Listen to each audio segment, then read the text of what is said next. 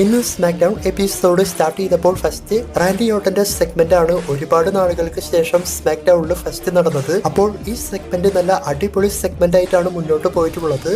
ഇതിൽ ഇവര് സംസാരിച്ച കാര്യത്തെ പറ്റി പറയുന്നതിനേക്കാൾ മുൻപായിട്ട് നമ്മൾ ഒരുപാട് ദിവസമായി വീഡിയോ എല്ലാം ചെയ്തിട്ട് അതുകൊണ്ട് തന്നെ നോട്ടിഫിക്കേഷനും അതുപോലെ തന്നെ വ്യൂസിലും വളരെയധികം വ്യത്യാസം വരാൻ ചാൻസ് ഉണ്ട്. അപ്പോൾ വീഡിയോ കാണുന്ന എല്ലാവരും ഇപ്പോൾ തന്നെ ലൈക്ക് അടിച്ച് കമന്റൊക്കെ ഇട്ട് സപ്പോർട്ട് ചെയ്യുകയാണെങ്കിൽ നമ്മുടെ വീഡിയോ നന്നായി മുന്നോട്ട് പോകാൻ ചാൻസ് ഉണ്ട്. അപ്പോൾ യൂട്യൂബിന്റെ മൊത്തത്തിലുള്ള ഒരു സെറ്റപ്പ് ഇങ്ങനെയാണ്, അതുകൊണ്ടാണ് ഞാൻ പറയുന്നത് ലൈക്ക് അടിച്ച് സപ്പോർട്ട് ചെയ്യുക.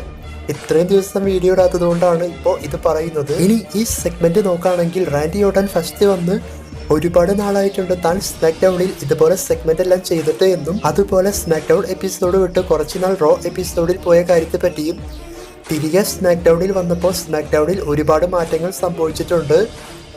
ഫോക്സ് നെറ്റ്വർക്കിന് പകരം ഇപ്പോൾ US നെറ്റ്വർക്കാണ് സ്മാക്ക് ഡൗൺ മുന്നോട്ട് കൊണ്ടുപോകുന്നത്. ഇതുപോലെയുള്ള കാര്യങ്ങളെല്ലാം അതിൽ സൂചിപ്പിച്ചുകൊണ്ട് റാൻഡി ഓട്ടൻ മെയിൻ ആയിട്ടുള്ള കാര്യത്തിലേക്ക് കടന്നു. അതായത് റോമൻ റെയിൻസിന്റെ കൂടെ എന്തുകൊണ്ടാണ് നമ്മുടെ WWE ചാമ്പ്യൻ കോഡി റോഡ്സ് ടീമായത് എന്നുള്ളത് റാൻഡി ഓട്ടൻ കോഡി റോഡ്സിനെ വിളിച്ച് തന്നെ ചോദിക്കാൻ വേണ്ടിയിട്ട് തീരുമാനിച്ചു. പിന്നീട് undisputed WWE champion Cody Rhodes അവിടെ വന്നതിന് ശേഷം ഇവർ പരസ്പരം സംസാരിക്കും. അപ്പോൾ കോഡി റോഡ്സ് പറയുന്നത് റോമൻ റെയിൻസിന്റെ വാക്ക് ഇപ്പോൾ വിശ്വസിക്കാൻ സാധിക്കും. ഞങ്ങൾക്ക് തമ്മിൽ ഫൈറ്റ് പോകുന്ന സമയത്തും ഇവൻ ചില വാക്കുകളെല്ലാം പറഞ്ഞിട്ടുണ്ട്, അതെല്ലാം പാലിച്ചിട്ടുമുണ്ട്. അതുകൊണ്ട് തന്നെ കോഡി റോഡ്സ് റോമൻ റെയിൻസിനെ വിശ്വസിക്കുന്നു. അതായത് ഫാൻസും റോമൻ റെയിൻസിന്റെ വാക്ക് വിശ്വസിക്കുന്നു. അതുകൊണ്ട് തന്നെ കോഡി റോഡ്സും റോമൻ റെയിൻസിനെ വിശ്വസിച്ചതുകൊണ്ടാണ് റോമൻ റെയിൻസിന്റെ കൂടെ ടാഗ് ടീമായി മുന്നോട്ട് പോയത് എന്നൊക്കെ റാൻഡി ഓട്ടനോട് പറയും.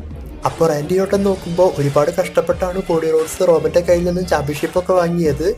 പിന്നീട് റാൻഡി അതെല്ലാം മനസ്സിലാക്കിക്കൊണ്ട് നീയും അവരും ടീമായാലും എനിക്ക് യാതൊരു പ്രശ്നമൊന്നുമില്ല, നമ്മൾക്ക് വീണ്ടും പഴയതുപോലെ തന്നെ മുന്നോട്ട് പോകാം, ഈ ഒരു ടൈപ്പിലെല്ലാം പറഞ്ഞുകൊണ്ട് ഇവർ രണ്ടുപേരും ഷെയ്ക്ക് ഹാൻഡ് എല്ലാം കൊടുത്ത് വീണ്ടും ഫ്രണ്ട്സായി.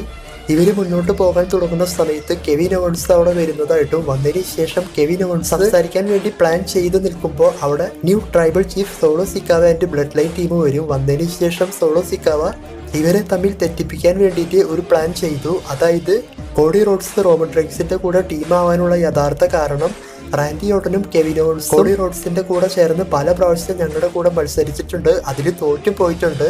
അപ്പോൾ അതുകൊണ്ടാണ് റോമന്റെ കൂടെ കോഡി ടീമായത്. അതായത് റോമന്റെ കൂടെ ടീമായതിനു ശേഷം കോഡിക്ക് ജയിക്കാൻ സാധിക്കും ആ ഒരു ലക്ഷ്യത്തിന് വേണ്ടിയിട്ട്. അതുപോലെ കെവിൻ ഓവൻസ് റാൻഡി ഓട്ടനുമായിട്ടാണ് മാച്ച് വീണ്ടും വരുന്നത് എങ്കിൽ കോഡി റോഡ്സ് അതിൽ തോൽക്കേണ്ടി വരും എന്നൊക്കെ മെൻഷൻ ചെയ്തുകൊണ്ട് കളിയാക്കുന്നുണ്ടായിരുന്നു സോളോ സിക്കാവ. അപ്പോൾ ഇങ്ങനെയെല്ലാം സംസാരിച്ച് മുന്നോട്ട് പോകുമ്പോൾ കെവിൻ ഓവൻസ് പകുതിക്ക് വെച്ച് ഇടപെട്ടുകൊണ്ട് ഇവരെ ഒരു ടാഗ് ടീം മാച്ചിന് വേണ്ടി ചാലഞ്ച് ചെയ്യും. അപ്പോൾ തന്നെ കോഡി റോഡ്സ് ഇതൊരു 6 man ടാഗ് ടീം മാച്ച് പോലെ കൊണ്ടുപോകാൻ വേണ്ടിയിട്ട് മൈക്കെടുത്ത് സംസാരിക്കും. അപ്പോൾ തന്നെ കെവിൻ ഓവൻസ് കോഡി റോഡ്സിനെ സ്റ്റോപ്പ് ചെയ്തു. അതായത് നീയും നിന്റെ പാർട്ട്ണറായിട്ട് ബാഡ് ബ്ലഡിൽ മാച്ച് ചെയ്താൽ മതി, ഇത് ഞങ്ങൾക്കുള്ള മാച്ചാണ്, റാൻഡി ഓട്ടനും കെവിൻ ഓവൻസുമാണ് മാച്ചിൽ മത്സരിക്കാൻ പോകുന്നത്, നീ ഇല്ല എന്നൊക്കെ പറഞ്ഞുകൊണ്ട് കോഡി റോഡ്സിനെ ആ ഒരു മാച്ചിൽ നിന്നും ഒഴിവാക്കുന്നത് പോലെയും ഈ സെഗ്മെന്റിൽ കാണിച്ചുകൊണ്ട് മൊത്തത്തിൽ ഈ സെഗ്മെന്റ് അവസാനിപ്പിച്ചു. അപ്പോൾ ഈ സെഗ്മെന്റ് മൊത്തത്തിൽ നല്ല സെഗ്മെന്റ് ആയിട്ടാണ് തോന്നിയത്. ഇതിനേക്കാൾ കൂടുതൽ ഇവർ സംസാരിച്ചിട്ടുണ്ട്, മെയിൻ ആയിട്ടുള്ളതാണ് പറഞ്ഞത്. പിന്നീട് women's champion Nia Jax, Tiffany Stratton ഇവർക്ക് തമ്മിൽ ഒരു സ്പാർക്ക് വരുന്നത് പോലെ ബാക്ക് സ്റ്റേജിൽ ഒരു സെഗ്മെന്റ് കാണിച്ചിരുന്നു. അതായത് കഴിഞ്ഞ സ്മാക്ക് ഡൗണിൽ സംഭവിച്ച കാര്യത്തെ പറ്റിയെല്ലാം പറഞ്ഞുകൊണ്ട്. പിന്നീട് സ്മാക്ക് ഡൗൺ എപ്പിസോഡിൽ ഫസ്റ്റ് നടന്ന മാച്ച് ബാഡ് ബ്ലഡിൽ വുമൻസ് ചാമ്പ്യൻഷിപ്പിന് വേണ്ടിയിട്ടുള്ള നമ്പർ 1 കണ്ടൻഡർ മാച്ചാണ്. ഈ മാച്ച് നടന്നത് നയോമി വേഴ്സസ് ബെയ്ലി ഇവർക്ക് തമ്മിലാണ്. ഈ മാച്ച് എങ്ങനെയുണ്ട് എന്ന് ചോദിക്കുകയാണെങ്കിൽ മാച്ച് നല്ല അടിപൊളി മാച്ചായിട്ടാണ് മുന്നോട്ട് പോയത്. രണ്ടുപേരുടെയും പെർഫോമൻസ് ഈ മാച്ചിൽ നന്നായിട്ടുണ്ട്. മാച്ചിൻ്റെ അവസാനത്തിൽ നയോമിനെ ഫിനിഷർ ചെയ്തുകൊണ്ട് ഈ മാച്ചിൽ ബെയ്ലിയാണ് വിൻ ചെയ്ത് ബാഡ് ബ്ലഡ് സ്പെഷ്യൽസിലേക്ക് ചാമ്പ്യൻഷിപ്പ് മാച്ചിന് വേണ്ടിയിട്ട് ആഡ് ആയത്. പിന്നീട് ഇവർ ടീമാകുന്നത് പോലെ ഒരു ബാക്ക് സ്റ്റേജ് സെഗ്മെന്റും സ്മാക്ക് ഡൗണിന്റെ അവസാനം കാണിച്ചിരുന്നു. പിന്നീട് ബാക്ക് സ്റ്റേജിൽ ആൻഡ്രോയുടെ യുണൈറ്റഡ് ചാമ്പ്യൻ LA നൈറ്റുമായി സംസാരിച്ച് നിൽക്കുമ്പോൾ അവിടെ വന്ന കാർമെലോ ഹെയ്സ് LA നൈറ്റിനെ അറ്റാക്ക് ചെയ്തുകൊണ്ട് പോകുന്നത് പോലെ ഒരു സെഗ്മെന്റ് കാണിച്ചിരുന്നു. പിന്നീട് ആൻഡ്രോയുടെ വേഴ്സസ് കാർമെലോ ഹെയ്സ് ഇവർക്ക് തമ്മിലുള്ള 6ാമത്തെ മാച്ചാണ് സ്മാക്ക് ഡൗണിൽ നടന്നത്.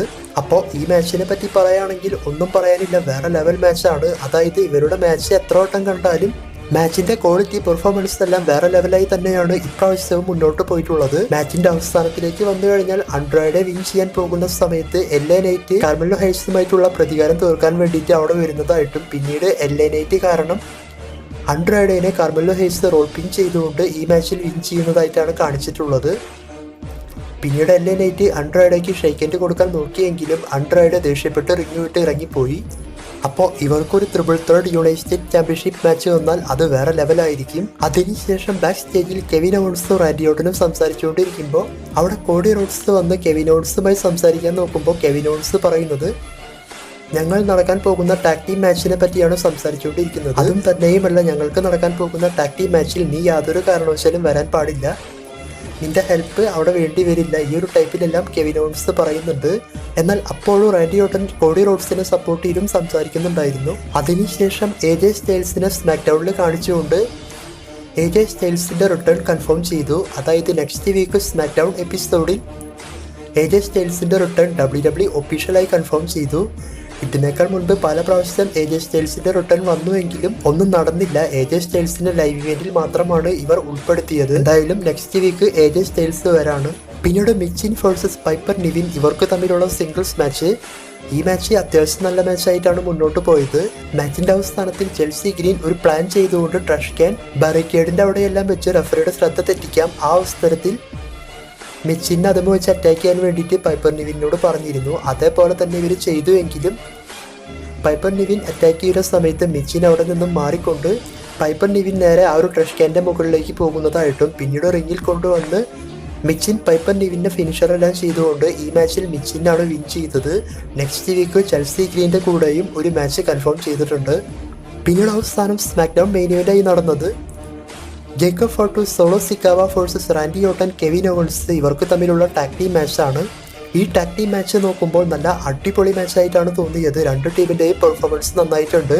ഇതിൽ ഏറ്റവും ഇഷ്ടപ്പെട്ടത് റാൻഡി ഓർട്ടൻ കൊടുത്ത പണിയാണ്. അതായത് ജേക്കബ് ഫോർട്ടുവിന് ഒരു വട്ടം കമന്ററി ടേബിളിൻ്റെ മുകളിലെടുത്ത് അടിച്ചപ്പോൾ മാസായി എണീറ്റ് നിന്ന് എനിക്കൊന്നും പറ്റിയില്ല എന്ന ലെവലിലൊക്കെ നിന്നുകൊണ്ട് റാൻഡി ഓർട്ടൻ അറ്റാക്ക് ചെയ്യാൻ നോക്കുന്നതായിട്ട് കാണിച്ചിരുന്നു. എന്നാൽ Randy Orton back to back Jacob ഫോർട്ടിനെ ടേബിളിൻ്റെ മുകളിലേക്ക് എടുത്തടിച്ചു. പിന്നീട് സോളോ സിക്കാവനെയും കമന്ററി ടേബിളിൻ്റെ മുകളിലേക്ക് എല്ലാം എടുത്തടിച്ചുകൊണ്ട് മാച്ച് നല്ല ഇൻട്രസ്റ്റിംഗ് ആയിട്ട് കൊണ്ടുപോയിരുന്നു. മാച്ചിൽ കൂടുതലായിട്ടും അടി വാങ്ങിയിട്ടുള്ളത് കെവിൻ ഓവൻസ് ആണ്.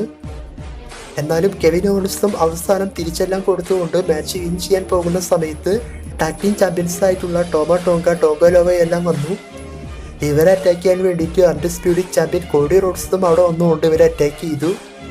എന്നാൽ കോഡി റോഡ്സിനെ ജേക്കബ് ഫോർട്ട് അറ്റാക്ക് ചെയ്തു. അതുപോലെ ടോങ്കയെ റാൻഡി ഓർട്ടൻ RKOയും ചെയ്തു. പിന്നീട് അവസാനം സോളോ സിക്കാവ കെവിൻ ഓവൻസിനെ സമോൺ സ്പൈക്ക് ചെയ്യാൻ നോക്കുമ്പോൾ കെവിൻ ഓവൻസ് റിവേഴ്സ് ചെയ്ത് മാറി അങ്ങനെ തന്നെ സ്റ്റണ്ണർ ചെയ്ത് പിൻ ചെയ്യാൻ നോക്കുന്ന സമയത്ത് ജേക്കബ് ഫോർട്ട് കോഡി റോഡ്സിനെ എടുത്ത് റഫറിയുടെ മേലേക്ക് എല്ലാം ഇട്ട് കെവിൻ ഓവൻസിന്റെ ആ ഒരു പിൻ ഒഴിവാക്കി വിട്ടു. അതായത് കോഡി റോഡ്സ് കാരണം കെവിൻ ഓവൻസിന് പിൻ ചെയ്യാൻ സാധിച്ചില്ല എന്ന ലെവലിലാണ് ജേക്കബ് ഫോർട്ട് ആ ഒരു കാര്യം ചെയ്തത്.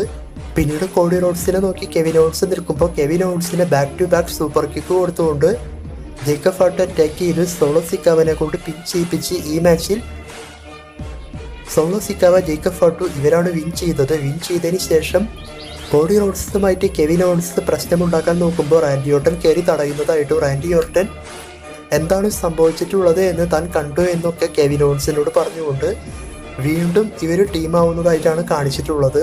ഇതോടുകൂടി സ്മാക്ക് ഡൗൺ എൻഡ് കാർഡ് കാണിച്ച് അവസാനിപ്പിച്ചു. അപ്പോൾ ഇന്നത്തെ സ്മാക്ക് ഡൗൺ മൊത്തത്തിൽ അടിപൊളി ഷോ ആയിട്ടാണ് മുന്നോട്ട് പോയിട്ടുള്ളത്. നല്ല ഇൻട്രസ്റ്റിംഗ് ഉണ്ടായിരുന്നു ഇന്നത്തെ ഷോ. സ്റ്റാർട്ടിങ് സെഗ്മെൻ്റ് ആയാലും മെയിൻ ഇവന്റ് മാച്ച് ആയാലും എല്ലാം അടിപൊളിയായിട്ടാണ് പോയത്. പ്രത്യേകിച്ച് കാർമെല്ലോ ഹെയ്സ് വേഴ്സസ് ആൻഡ്രോയിഡ് നമ്മൾ കണ്ട് മടുത്ത മാച്ചാണെങ്കിലും വേറെ ലെവലായിരുന്നു.